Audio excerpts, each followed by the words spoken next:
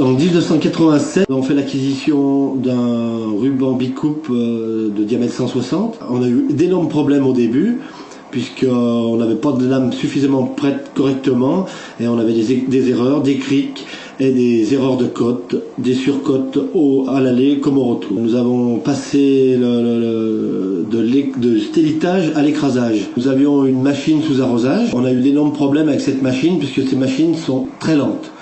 Donc on avait des soucis pour avoir des lames d'avance, et en changeant le bicoupe 2 fois par jour et réécraser tous les 4 ou 5 affûtages, nous avions des soucis pour avoir un stock conséquent de lames et avoir une souplesse pour changer tous les jours. Mon affûteur avant était obligé de passer les 3/4 de la journée en salle d'affûtage pour pouvoir avoir quelques lames d'avance. Il était obligé de changer la lame toutes les 4 heures, le gain de temps, on s'en aperçoit immédiatement. On avait négligé la partie affûtage alors qu'on aurait dû prendre la partie affûtage en amont de l'investissement. La démarche a été de passer à l'écrasage avec du matériel Armstrong, et l'intervention de Monsieur Battard. Donc la première intervention de Monsieur Battard a été de reformer un peu l'affûteur sur les techniques qu'il connaît.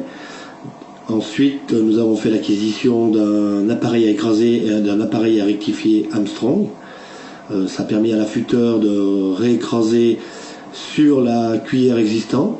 Monsieur Battard a formé l'affûteur aussi sur le principe du bois gelé, qui est une période de bois gelé, c'était la période de galère, avec 15 ou 20% de rendement en moins. On avait d'énormes difficultés pour pouvoir scier quelques mètres cubes dans la journée.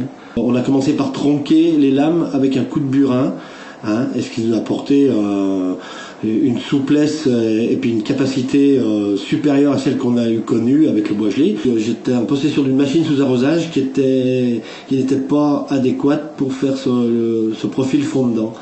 Donc nous avons décidé de changer la machine sous arrosage et de remplacer par une machine conventionnelle Armstrong. Cette machine Armstrong a la capacité, avec une meule spécialement conçue, de tronquer le fondant, de faire un fondant adapté pour le bois gelé. Ça évite à l'affûteur des heures de travail pour le tronquage de ses lames. Aujourd'hui, je change mes lames 2 fois par jour, et l'affûteur peut se permettre d'aller scier l'après-midi. Il a largement le temps de s'occuper de ces 2 bicoupes, aussi bien les préparer, les écraser, les rectifier, les affûter, et de s'occuper aussi d'autres outils, entre autres les circulaires et les châssis.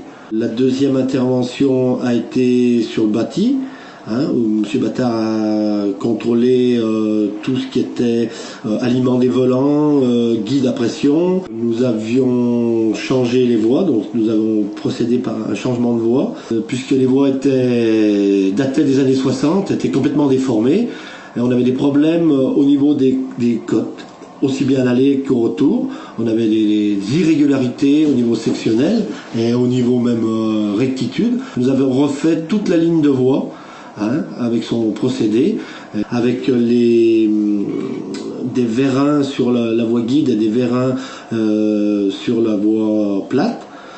Ça a occasionné aussi un réel gain de temps, entre 10 et 15% de la production.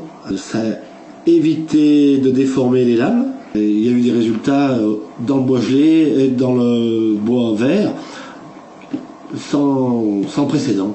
J'avais projeté à l'époque de changer le chariot pour justement essayer de scier plus vite, mais en fait le problème ne venait pas du chariot, le problème venait de la préparation des outils de coupe.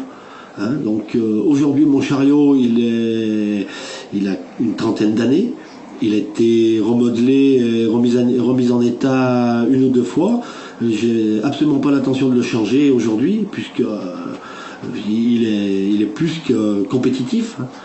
La préparation des lames à la technique de M. Battard, le changement des voies technique Monsieur Battard, l'acquisition d'une machine Armstrong avec l'affûtage directement avec un petit crochet en fond de dent pour scier le bois gelé, nous a permis de scier le bois gelé aujourd'hui par des conditions extrêmes, moins 10, moins 15 degrés. Simplement ces trois ingrédients là, liés les uns aux autres, nous ont permis de scier le bois gelé aussi vite que le bois sec. On a atteint un bon niveau.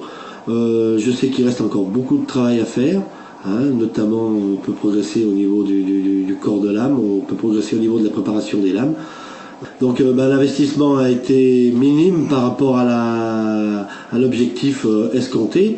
L'acquisition d'une affûteuse, l'acquisition d'un appareil à écraser, d'un appareil à rectifier, certes il y a un coût. Mais bon, quand on est capable de progresser de 10 à 15% au niveau production, l'amortissement, il est vite amorti. Et je pense que c'est intéressant de continuer dans cette voie.